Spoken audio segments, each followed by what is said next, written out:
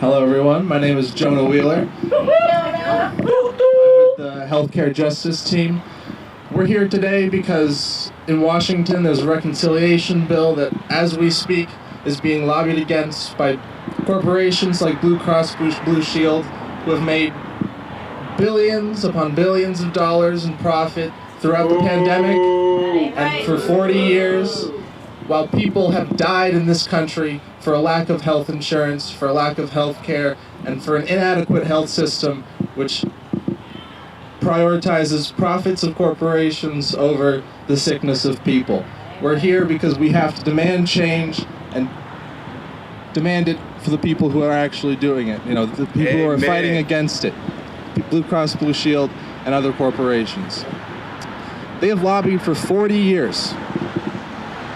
Billions of dollars in lobbying. You got a whole street in Washington dedicated to lobbying called K Street, and another one called J Street for the Democrats, both of which have corporations from the healthcare industry, the oil industry, and other industries which are keeping us from the crucial things in this bill, which are, if we want to be honest, bare minimum. It's the bare minimum.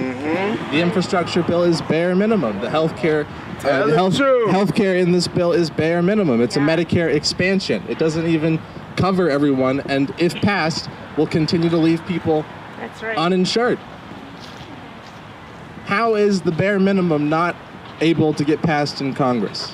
It's because billions upon billions of dollars are spent buying out members of Congress on both sides, and if we want to stop it, we have to demand that enough is enough, and that we here today won't vote for people who take meetings from these corporations, who take money from these corporations on both sides. We will no longer vote for you if you do this. We will no longer support your corporations if you do this. We can't wait 10 years. We can't let 10 years of people die as a result of health insurance. We need this now, and we need to demand that the corporations relinquish control of our government once and for all. Melissa Bernardi, she's also a part of the Healthcare Justice Team, and she will continue on speaking.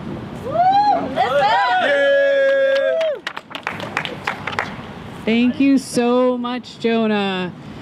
So my name is Melissa, and I work for a healthcare justice organization called Be a Hero, which is founded by Adi Barkan. And I'm just going to talk to you for a couple of minutes about a healthcare program that is already in place, but just is not adequately funded. So this is something that ties in with this big human infrastructure bill, and that is home and community-based services. So I've been with Be a Hero for a couple of months, and I want to let you know that I have been just so inspired by the storytellers that I've met, the community members and the activists who have been willing to share their story, be vulnerable, and fight for what they believe in. So right now we're fighting for full funding for home and community-based services. I'm going to share with you briefly 3 quick stories, or pieces of stories of folks who have come forward here in New Hampshire who benefit from home and community-based services. So you understand, if you don't personally experience the need to provide care for someone at home and in the community, as opposed to them having to go into an institution for care, that you know what this means to people. So Congress is right now debating how much money to put into home and community-based services. President Biden campaigned on a historic investment, and there is a lot of pressure being put on our congressional delegation, as well as Congress members around the country, to scale back the size and the scope of the human infrastructure package, which is on course to be a historic investment in families and the economy. 820,000 people across the country are on wait lists right now for home and community-based services. Right? That is not right. That is not okay. 135,000 people have died in nursing homes during the pandemic. And that really is not okay. And I want you to say that with me. This is not okay. Thank you. So we still have time to change Congress's mind and get them to fully fund this. And I do want to make sure people know that Senator Hassan has actually been really strong on supporting this funding because of her experience with her own family. So we want to make sure that she, Senator Shaheen, Congresswoman Custer, and Congressman Pappas stay strong on this.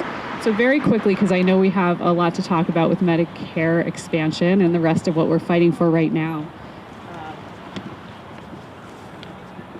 I want to tell you about, and I've gotten permission from a couple storytellers who couldn't be with us in Manchester here today, to share a little bit about how this funding has helped their families. So Miriam is from Hanover. She has an adult son named Sam who has severe developmental disabilities, including autism. And she said that taking care of him at home would destroy her and her husband. And she can say that because when he was a child, they tried to provide that care. She talked about the health effects that she and her husband experienced, high blood pressure and other things. She says that if they had kept going along that trajectory, they would have both died prematurely or become disabled themselves, as they have seen happen to other parents in the disability community. But her family's story is one of hope. Her son actually lives in a community-based setting here in Manchester and is cared for by loving caregivers that provide him a wonderful quality of life. So that's one story. There are real faces to this. Another person I want to tell you about is Kelly from Nashua. For the last 7 years, she has a DSP, which stands for Direct Service Provider, that she sees 3 times a week, helps her get to doctor's appointments, run errands, apply for things she needs to live, like healthcare and housing. It's important for her to stay independent and live in her apartment. Now, this is what I love about what she said. She said, "I don't want my DSP to have to work multiple jobs. It's not right that these professionals often don't earn even $15 an hour. We should appreciate them by paying them better." That's right. Yes, we should. So when we think about who's going to benefit from these very important bills, we've got, the roads and bridges infrastructure. But what about the infrastructure that keeps our families going, that keeps our communities going? Primarily jobs that are held by women and folks of color as well. We need to raise these wages. The last story I want to tell you, and if we have time to do a quick 1-minute call to action, do I have a minute to do that? Wrap up? Okay. I'm going to share one more quick story, and those of you who have a mobile phone with internet access, I'm going to give you a link to type in and to email Congress right now before I hand it over to the next speaker. So Michael Salve lives in Loudoun. He says that direct support professionals help him with his day-to-day living, shopping, exercise, doctor's appointments. They provide support for him to grow in the community and be a great community member. They help me be a good employee for my work by giving me a ride to work, helping guide me through the challenges that may occur at work. He says, without the supports that are around me and the help that I get from my DSP, I don't think that I would be where I am today with my strengths and my goals that I have accomplished. So these are stories of how when we invest in people, it improves quality of life. I appreciate you giving me an opportunity to tell you about the importance of home and community-based services. We're pressuring Congress to fully fund in the human infrastructure package. And I want to invite anyone who has an internet browser open right now, to type in HEROES, that's spelled HEROES, .win/act. So heroes.win/ACT. And that's going to open up a page. I want you to click Email Congress and put in just one sentence at the top of the information there about why this matters to you.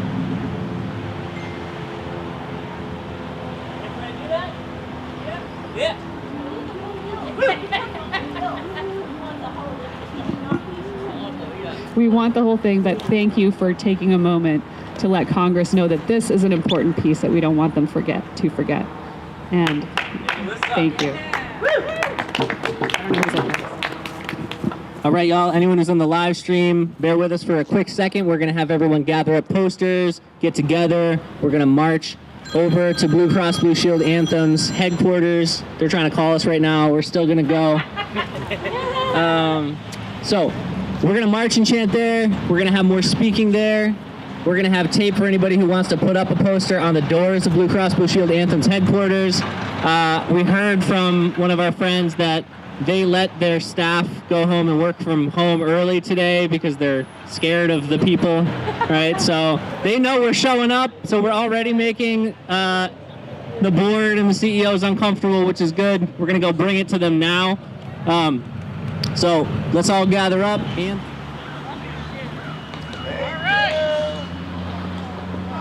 we can see your breeze. Ready?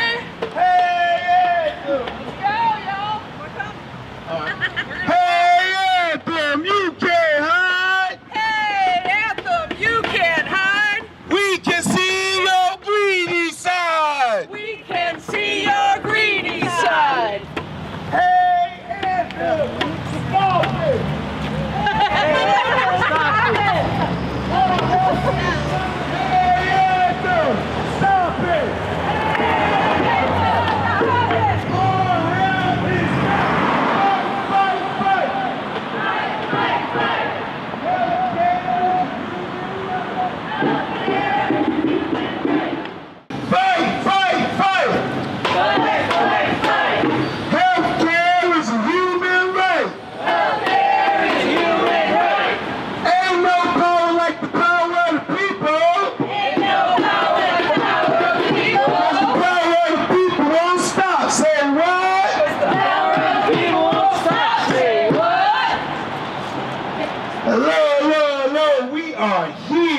Here we are.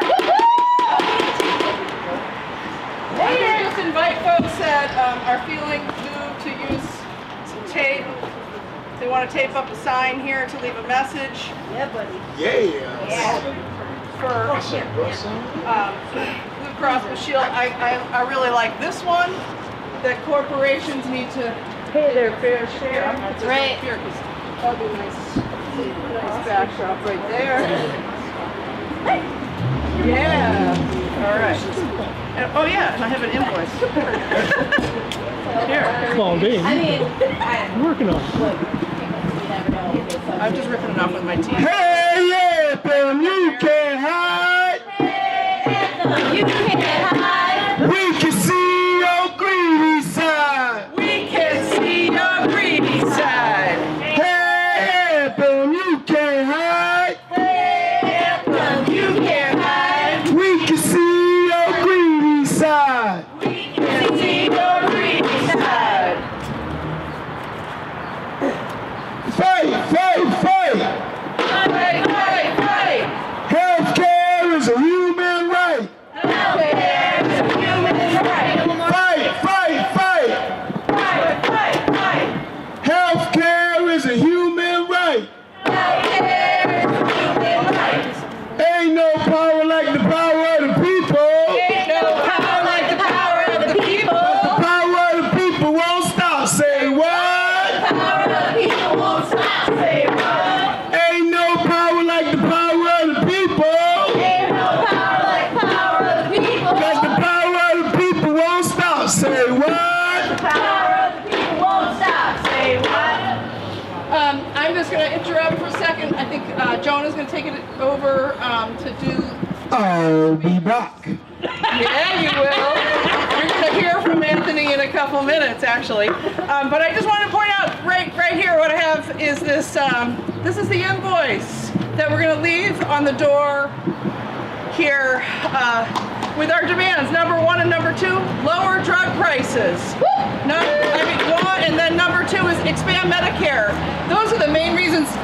Those are the main reasons we are here today. But as you can see, housing, climate crisis are all addressed on this invoice as well. And what corporations are stealing from us, the people, comes to the tune of $3.5 trillion. This is what we need, just the basics, just to survive. That's right, just the basics. We've gone through a lot as a country in the last 20 years. We've gone through a war that we were allied into, multiple wars, some of them not congressionally approved. We've gone through a drone program, the installment of a surveillance state, 2 financial crises, both of which resulted in over $10 trillion of wealth being transferred to the top 1% of this country. And now we're in a moment where this country is at the brink of a constitutional crisis with a right-wing fascist movement on the other side about to take control of this country and never relinquish it. No, it is not. What are we, as people who claim to be on the moral side of justice, going to do about the fact that we are at the brink of collapse of this society? Are we going to allow those in power who have gaslit us for 20 plus years to continue to gaslight us and to continue to not pass legislation and to continue to give us crumbs while the wealthy and the ultra wealthy move throughout this world as if borders don't exist and steal wealth, power, and land as if it was the 17th century again? It is completely wrong, and it is abhorrent what is going on in this society right now. It is up to us to demand from the leaders who have championed the progressive movement for the last 6 years, Bernie Sanders, AOC, etc., to tell them that enough is enough. Don't capitulate to Joe Biden and the rest who have built this system alongside the Republicans. Demand change, take the power, and do what you can to make sure that this country becomes the working class beacon that it is meant to be. With that, I'll hand it over to Ms. Marcella, who will continue the speaking tour.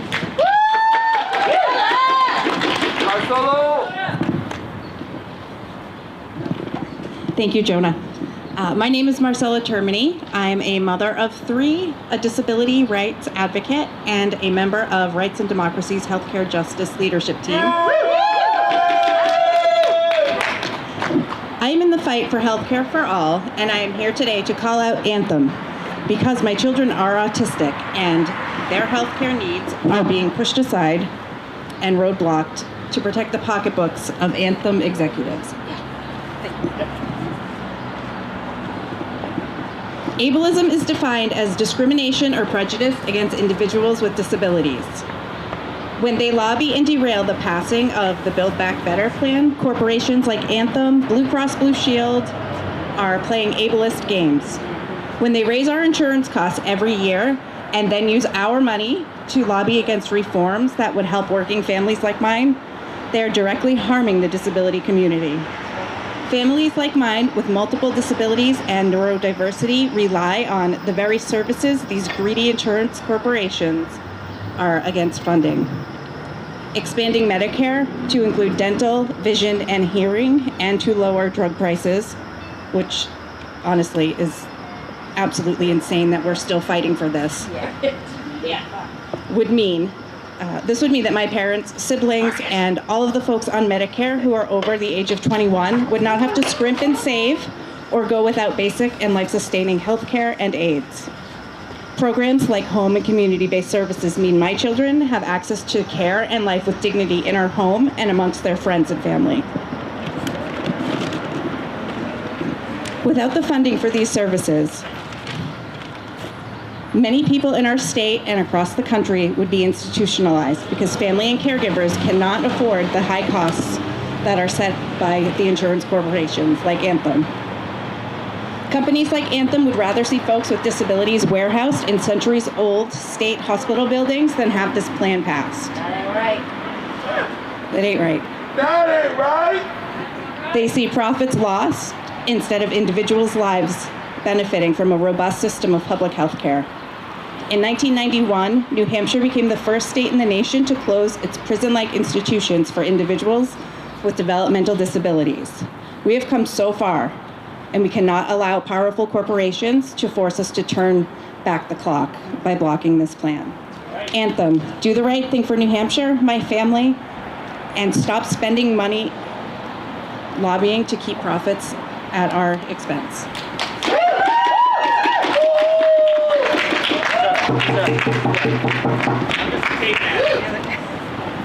Next up, we have Sam.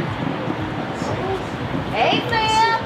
You, Sam. All right. Hello, everyone. Hello. All right, I'm Sam from Nashua. Incredibly excited to be here in solidarity with all of you in this cause. Incredibly sad that we have to keep on fighting the same fight over and over again. The past year and a half have been devastating. I think it's been a time everyone has had to contemplate their own health and what happens when you get sick. We have an incredibly poor system where being sick not only has to do with your health, but means you have to make choices between paying your rent, your mortgage, or your hospital bill. It's a system where bankruptcy is a side effect of being sick. We've seen millions of Americans lose their job, lose their health care as a response to that system. And I just want to make it incredibly clear that as devastating as the past year and a half has been, we've been in a failing system for a very long time. And this has been a system where your health outcomes is going to be determined by how much money you make. That ain't right. And that is not right.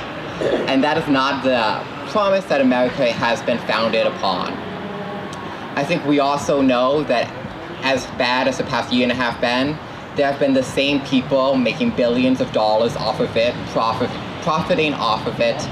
And as bad as the outcome is for the majority of Americans, there are people like Anthem who have been getting richer and richer over it. If you can find me a single person who's excited and happy to call their insurance company, I will change my mind about that. We also know that we have a system set up in Congress that has been continually not listening to us. It's one where every day Americans have been crying out about how bad and broken the system is, and yet we've been stuck with the status quo, which is not good enough now, it has never been good enough, and will not be good enough for the generations to come. Thank you. We live in an incredibly difficult time. I can only hope that this is a crossroad where we can truly live up to this promise to build back better, to invest in a system where every person in the community matters, where we're prioritizing people and our future over corporate profits. All right, thank you very much.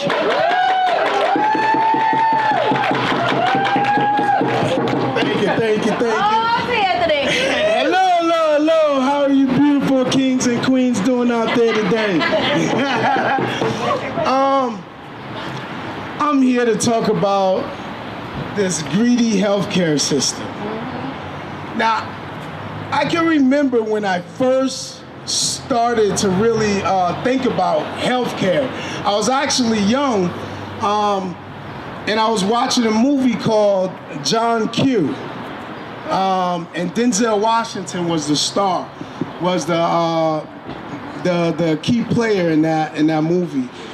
And his son had a heart condition, and his insurance didn't cover it, even though he was a hard-working man and his wife was a hard-working woman. And their insurance couldn't cover it, so they were gonna let his son die. And he had to go through extreme measures for that not to happen. Now, that was the movies, and that came out in 2002. And we're still fighting for those same things, for those same rights.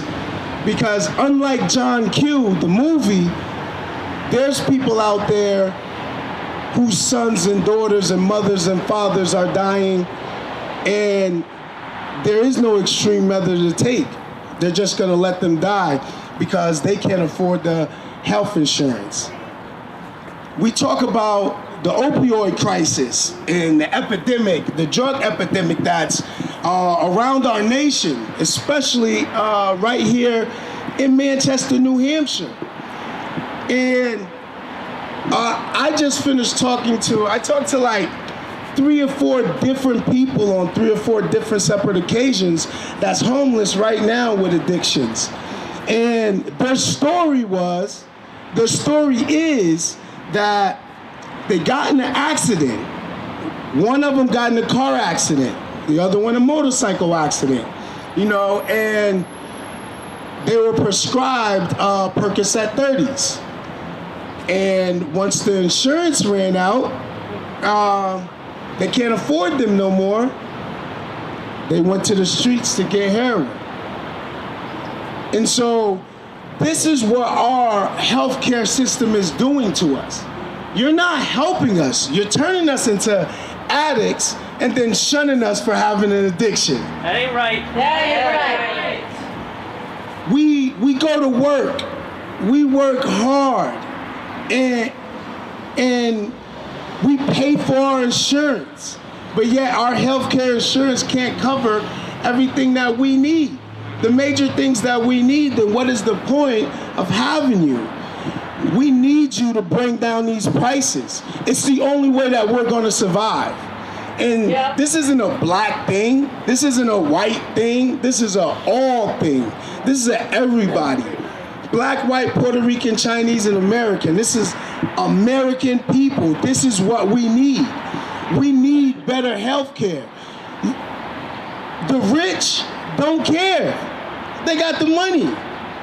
But to the average hard-working parent, mother, father, they can't afford these prices. And when we can't afford these prices, look what a lot of them are doing. They're dosing out, giving their own self doses of their medicine because they can't afford to take it regularly throughout the whole month. Or they'll run out and not be able to get a refill. And we know in doing that causes death and other illnesses. And I don't know about you, but I am tired of seeing my people die. Yep. Right. We need health care, not wealth care. Amen. My auntie,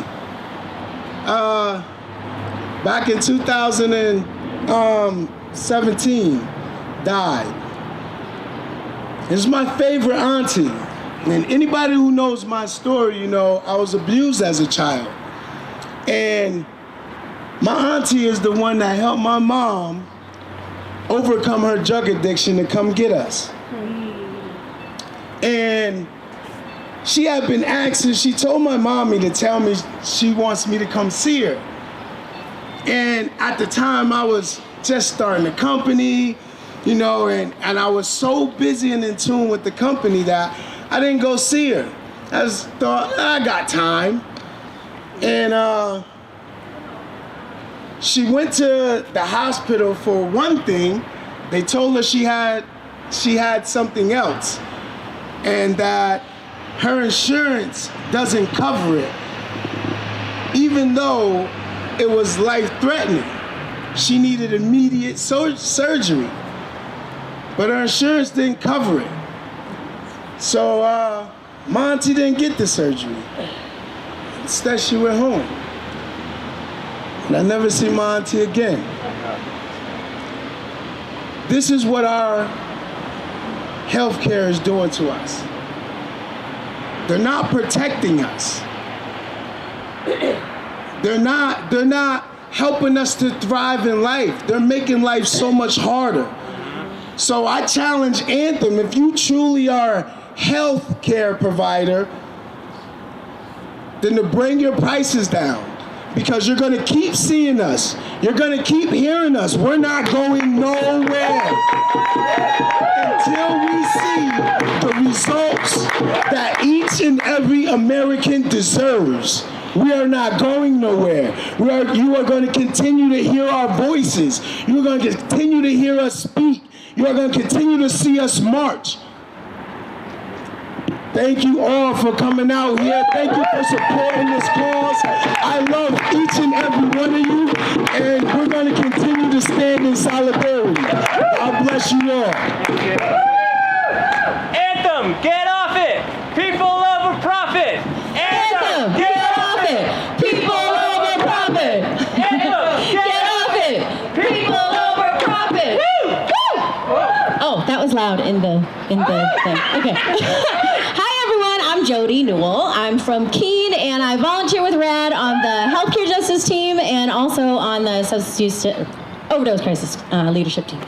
A lot of people have been telling stories about the effect that this has, right? I want to talk about why, okay? I want to talk about why our system is so ridiculously messed up and why it's not centered on people. It's because, does anybody want to tell me who they think is the biggest lobbyist, like the largest donor to our legislators who are making the decisions about our health care? Anybody want to guess? It's Big Pharma! Yeah, that's right. I think it's 3 years running now. Yeah, that's why. That's why. So when we talk about us who don't have enough money to even cover the insurance after whatever, obviously we don't have a whole bunch of money to be lobbying our legislators, do we? If you call your senator or your representative, do you get a call? Do you get a call back? Do you sit down with your senator for half an hour? Do you go out to lunch and do all those kind of things? No. But you know who does? Big Pharma's lobbyists. That's who does. We have a serious problem. Now, we can put this into the studies. We can talk about the Princeton study that proved that what the elite wants in this country actually has a much, much more significant chance of getting passed than what the average everyday people want. We know that. That's been proven. We see that in a study. We see that in a chart, in a spreadsheet or something like that. We kind of understand that concept. But what we're showing here today is how that actually affects people's everyday lives. So these things that seem very far away from us, these decisions that are being made very far away from us by a whole bunch of rich people, trickle down to us. The money, economics, trickle down economics, that doesn't work. But the effect of what they do, that trickles down to us, to the point where we're watching people die for absolutely no reason, to the point where a movie that should be something that's made up and something that's overly dramatic, that's real life, guys. So anyway, I'm just so happy that y'all are here, and keep fighting. Yeah.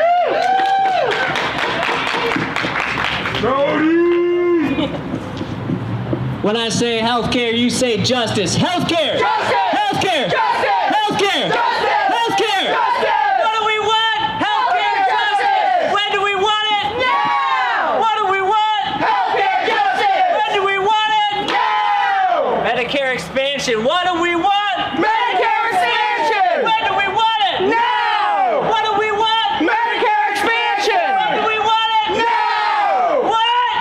Now! Or when? Or when? All right. Thank y'all, everyone who's come out tonight and spoken, y'all who are already putting pressure on our decision makers. We're in this moment right now where we have a massive chance to win on so many things that are critical to our communities, to our children, to future generations, to the living ecosystem that we are a part of and that we depend on.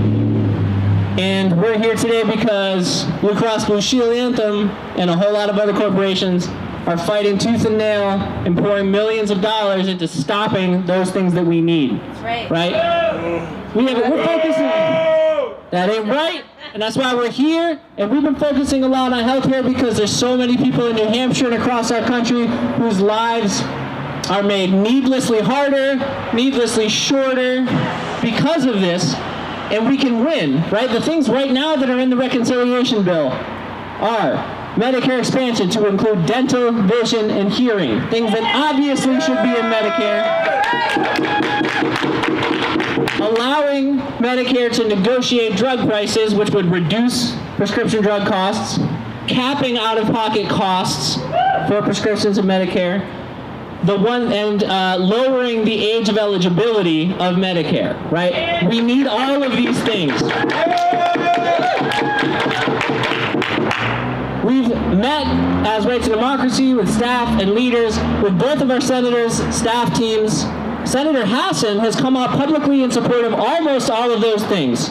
They came out publicly in support of expanding Medicare to include dental, vision, and hearing, allowing Medicare to negotiate drug prices, and capping out-of-pocket costs. That is great. She is not on board yet with lowering the age of eligibility to 60 or 55. So if you know anyone who's between 55 and 60, please share that with the senators, push them. Please, if you are within that age bracket, please, you yourself, reach out to the senators and push them on that. We still have yet to hear from Senator Shaheen a public commitment to those things. And there are so many more things in this big budget reconciliation bill. This is $3.5 trillion. It includes incredible climate amelioration programs, billions of dollars of funding to support communities that have been devastated by environmental pollution, by water contamination, air contamination. It's got a lot of what we need in terms of addressing the climate crisis. That is critical that we keep those things, right? Other things that are critical in here, child care funding. We have a child care cost crisis in this country.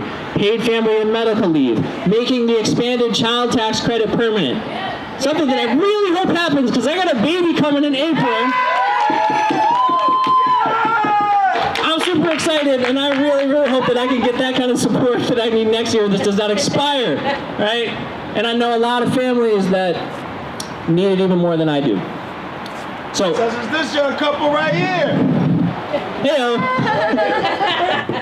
So, if anyone else has something they want to share, we have a few minutes where people can come up and express anything else that they would want to share for folks in the live stream, for folks to watch afterwards, and if you want to share something with everyone is here.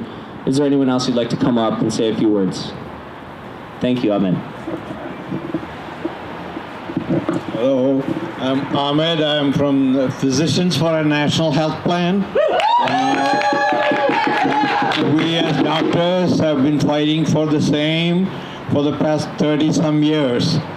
And pointing to that sign on Medicare for All, I just want to remind everyone that what we're fighting for is improved and expanded Medicare, not Medicare as we know it. Because Medicare as we know it now is being privatized. If any of you have any family member who are on Medicare Advantage plan, tell them to get off of it. Because something like 38 cents on the dollar of the premium they collect goes to profits for them.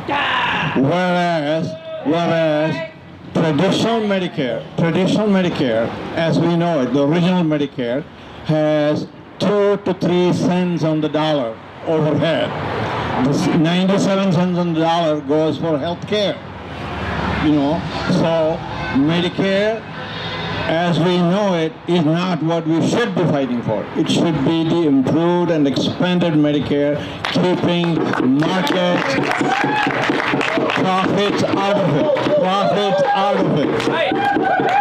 Yes! And you know what people who pay, the senators and so on, the decision makers, are doing beyond Medicare for Medicare Advantage. They just come up with direct contracting entity, BCE. That's a new trick because it is nothing but another attempt to privatize Medicare without even the patients not knowing it, because they will sign up the doctor or his clinic into that program, and all the patients, 3,000 patients of a given doctor, without their consent, goes into this direct contracting entity. And then they are nothing but Medicare Advantage, meaning they are not traditional Medicare. So only one other anecdote on the price control I just want to share, and I will stop. Because of the heavy, I only am on a blood pressure medication, say 2. And because of my nationality, origin, I happen to travel this summer to India, and I have family there. So every time when I have a family member coming back, or myself traveling, I bring 1 year worth of drugs for my say hypertension. And you know, just now, this August, the cost for 1 year supply in dollars, what I paid over there was 2 weeks. For 2 weeks worth of the drug cost. I can show you. I can buy, and you can see what Bernie did. If you go to Canada for the same drugs, you can get it at least 30 to 40% cheaper than this side of the border.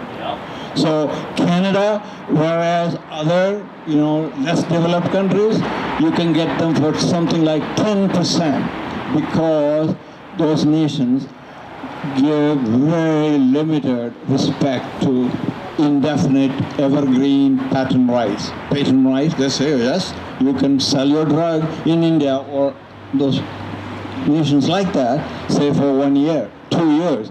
After that, the government licenses them to generic companies. And they are available, and the prices are capped, and it's all written on the packet, MRP, maximum retail price. So no consumer in India or Pakistan can buy or pay any drug over the government prescribed cost. So there is price control, and it's a democracy, largest democracy in the world. So price control for the benefit of the people can be accomplished by appropriate policies. Thank you very much for listening. Thank you.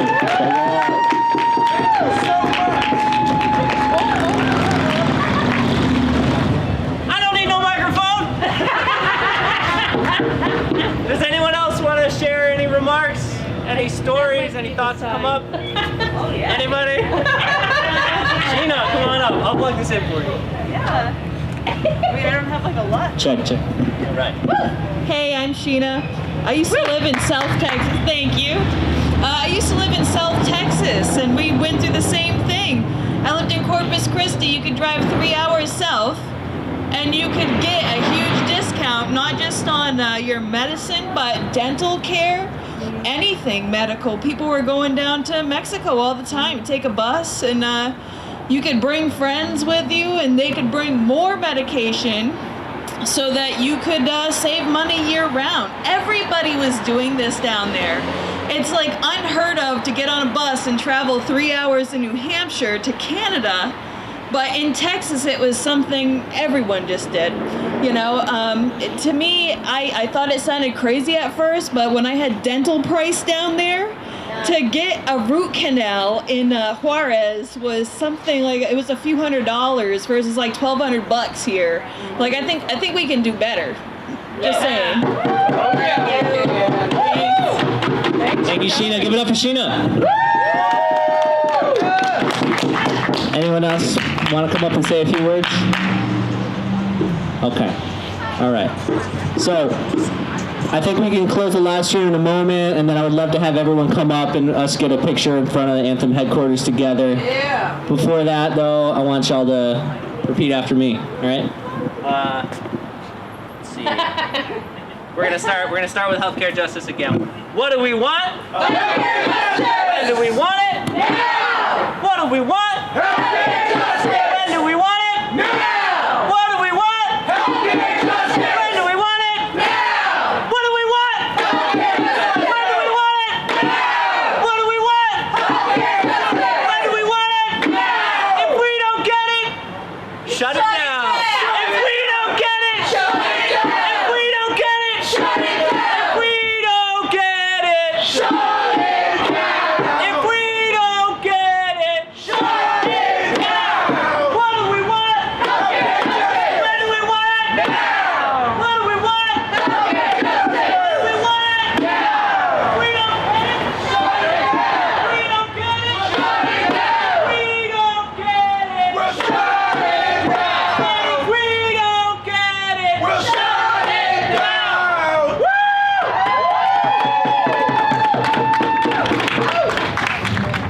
Let's all come up and take a picture together. Okay.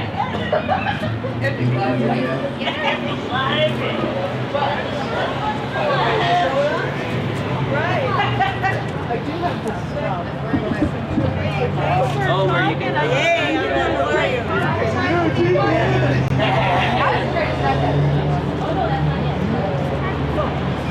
Get in here, Anthony. Where are you going to be?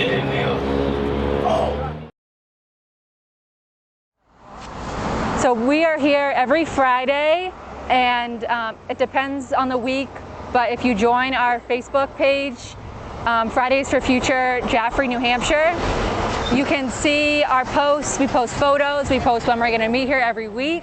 So come join us every Friday to strike for the climate and make this world a better place for everyone.